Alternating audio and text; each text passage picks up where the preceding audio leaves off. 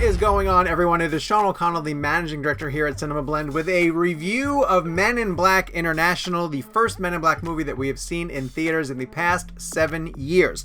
Before I give you my opinion of it, I'm going to let you know that we're going to talk spoilers for the new movie, so if for whatever reason you want to go into it completely unscathed, bail out now. For the rest of you guys, go down, hit subscribe, turn on your notifications, and every single time that we post a cool video like this on CinemaBlend's YouTube page, you guys will be the first ones to hear about it.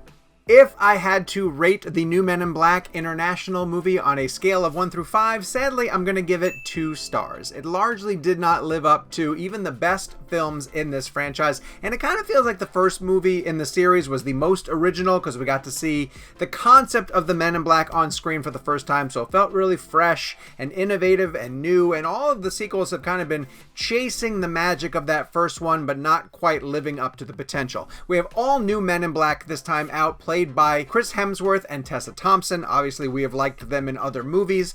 And of course, they're taking the location out of New York City. They're not limited to Manhattan anymore. And as the title suggests, in Men in Black International, they're going to different cities around the globe. The story is a bit of a problem, but this movie really needed to justify to me why it made sense to bring the Men in Black franchise back to theaters. And sadly, that didn't happen. That doesn't mean that I did not enjoy the leads of Chris Hemsworth and Tessa Thompson. And in fact, if you're going to go see Men in Black for any reason, it's because of their chemistry. We already knew that they worked really well together. They were great in Thor Ragnarok, playing Thor and Valkyrie. I think they each realized, working with Taika Waititi and working with each other, that they have a great sort of comedic interplay with each other, some really great chemistry. And truthfully, if we were to come back for more Men in Black movies starring these two, I do think I would come back to sort of see what a new director and a new screenwriter in particular would do with them, because I like the two of them together, and I think there's a lot of potential for what they can do in this world. These guys tried to do everything in their power to make the story of Men in Black International work, and they did conjure some magic together in a lot of their scenes, but the story that they are saddled with and the really lame script that they have to work with just dragged them down at every possible point over the course of this movie. Speaking about the script, that's where the biggest issue for Men in Black International lies. I think that they had a couple of ideas that they wanted to play with. One would be the origin story of Tessa Thompson's character. Her name is Molly, and at a young age, when she was a little girl, she saw her parents neuralized by existing Men in Black members. And from that point on, she wanted to learn as much as she could about the organization. So she basically tracks them down and convinces them, when she's older, to turn her into an agent of Men in Black.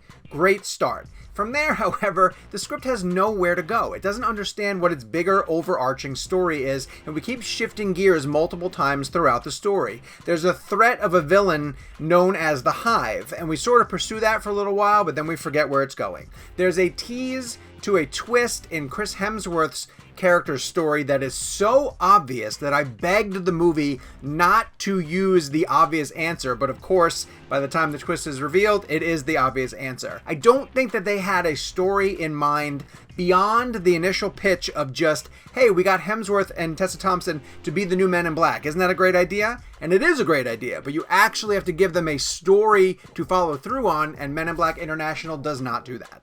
I kind of want to point out the fact that I'm boggled by the fact that this is a franchise that takes place in a world where aliens and extraterrestrial elements are supposed to be part of the fabric of the story, and yet it's so unimaginative. We don't see anything in this movie that we haven't seen both in the existing Men in Black franchise and also just other sci-fi comedies that are very similar to it.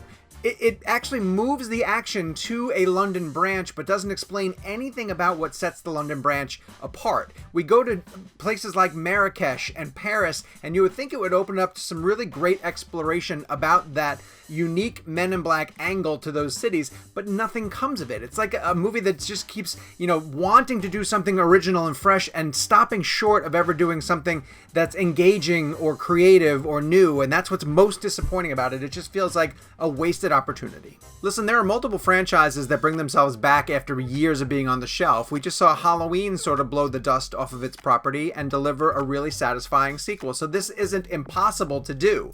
But Men in Black International does not really give us a reason to get excited about the return of Men in Black, and I kind of just think that director F. Gary Gray was the wrong person to bring over to this franchise. Did you guys go check it out? I want to hear your thoughts on Men in Black International, so go down to the comment section, tell me if you agree with me or if we are on on completely different pages. And of course, while you're down there, remember, hit subscribe, turn on your notifications, because every time we post a video like this here on our YouTube page, you're going to want to hear about it. Are you suggesting that we try the most powerful weapon in the galaxy for fun? Do it. Press the button. Turn it up a few.